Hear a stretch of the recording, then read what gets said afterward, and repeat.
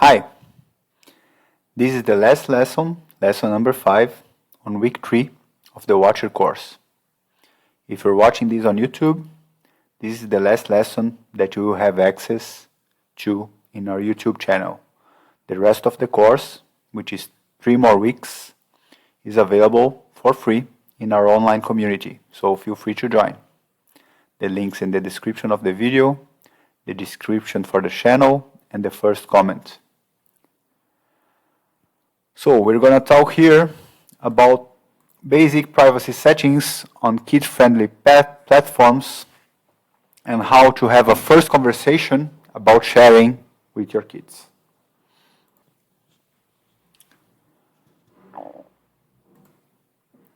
So what's in the agenda? We're going to understand the power of privacy settings, navigating privacy options on kid-friendly platforms, how to have a first talk with your child about sharing and what not to share. And we're going to go beyond technical settings and talk about continuous learning and parental modeling. So, understanding the power of privacy settings. All those risks and oversharing and protecting the digital print and the digital footprint, all of that can be avoided with proper privacy settings. Not all of it, I'm sorry, but most of it. Some of it has to be according to behaviors, and that's why we're going to talk about how to talk and discuss it with your child later in this lesson. But the first line of defense is the privacy settings, right? So how you configure the settings will allow you to choose who can see what your child is doing, who can see your child's profile, and who can see what your child is posting, right? And you can also limit communication, right? So you can avoid malicious players contacting your kids and impersonating other children just in order to get acquainted and to become their friends, right? And basic data controls also will let you set limits on the amount of data that's available at an app or a platform. So these settings are the first line of defense, okay, against unwanted contacts and against the exposure of private data. So, navigating privacy options on kid-friendly app platforms. The most popular platforms, all of them have kid-friendly privacy settings, right? So, YouTube Kids, educational games, apps, streaming services, and kids profiles. Netflix, Disney, even social networks. They all nowadays have child-specific privacy settings, right? So you have to use them and configure them.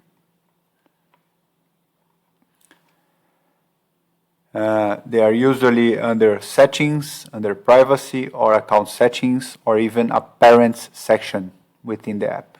Okay, so those are the options where you should look for those types of settings.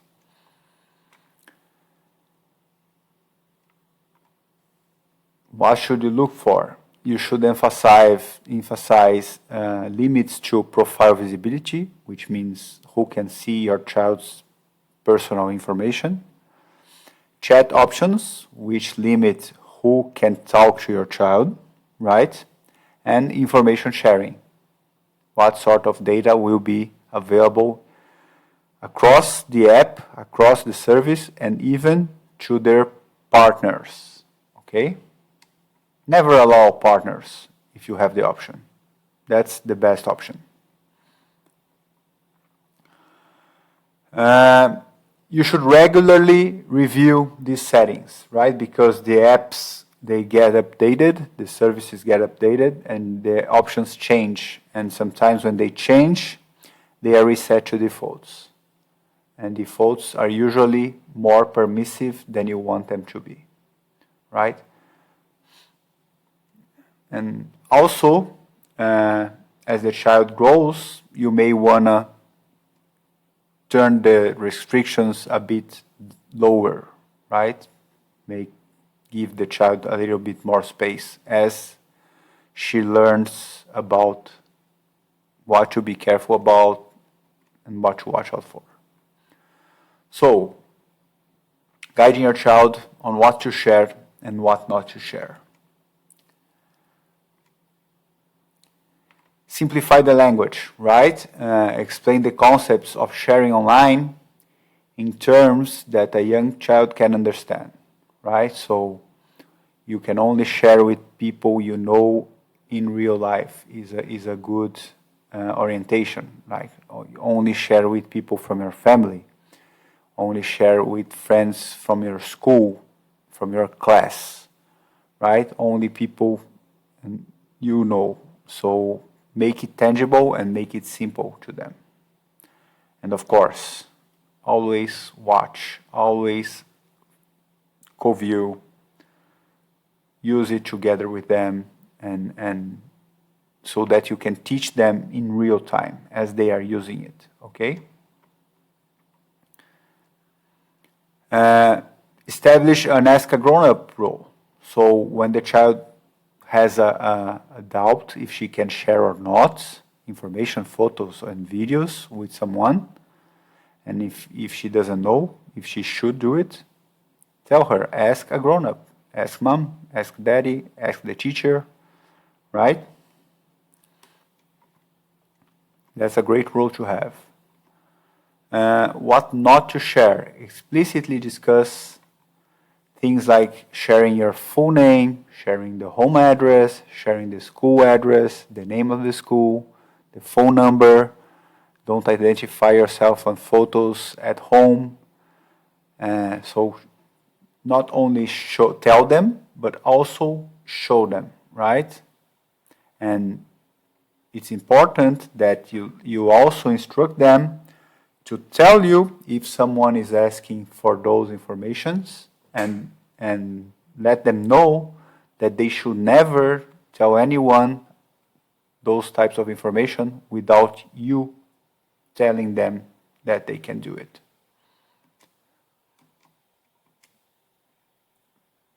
And of course, as they grow older, you will teach them about privacy, right?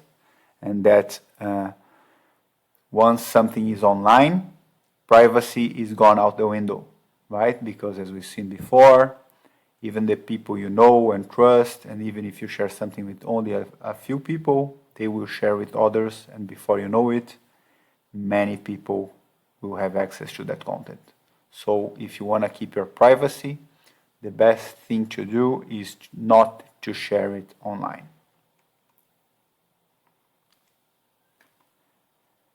Beyond technical settings, continuous learning and parental modeling.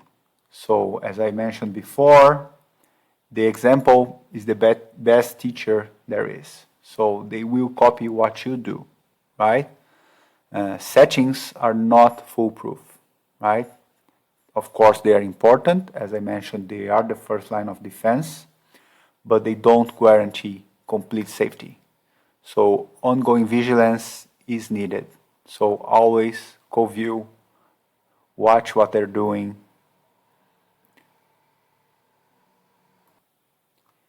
Use the apps with them, right? Talk to them about what's going on, what should be done, what should be shared, what's better not being shared. Nothing beats conversation and using together, what we call co-viewing or co-using, right?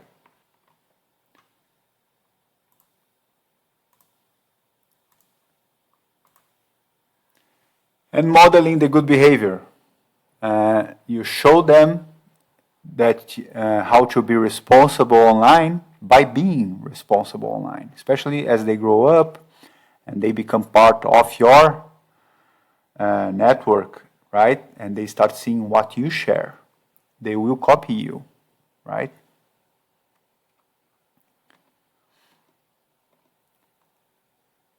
And have frequent conversations about what's age appropriate, how to protect privacy, what should and should not be shared. And as they grow, you should see that they are incorporating these learnings into their behaviors, right?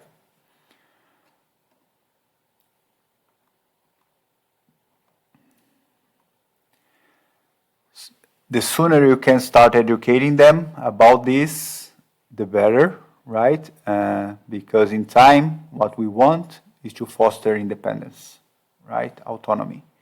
So teaching them soon, reminding them often, following up, and regularly checking.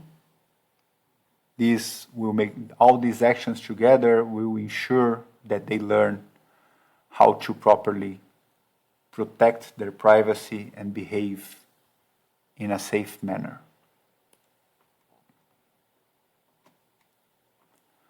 So, what we saw here is, once again, we reinforced the importance of privacy and how to use privacy settings.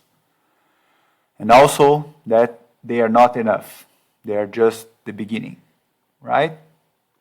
Communication and modeling behavior are the best in the long term. I hope you enjoyed it. This was the last lesson in this module this week. And I'll see you next class. We'll do a quick review and then we'll go into the 4th week. Bye-bye.